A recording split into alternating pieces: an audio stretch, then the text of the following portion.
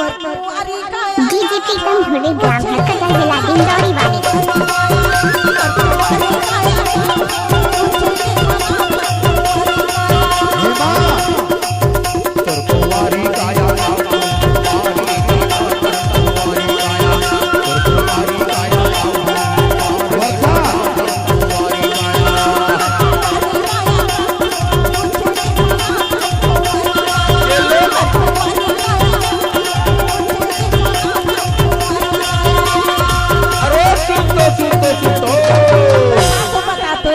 DJ Sameer लाली लाचा पहिर के ते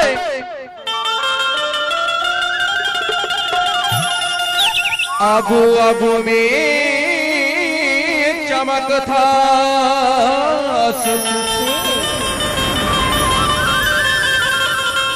और जद के मैं तुर पाछू आता हूँ अरे जद के मैं तुर पाछू आता हूँ अरे तहोरे उतकी भागा था तका के सजाता और तुर कुंवारी काया का डीजे समीर लहाले और तुर किसी भी लड़की का फोटो लगाना डीजे प्रीतम कुमार का आदत है। कुंवारी आया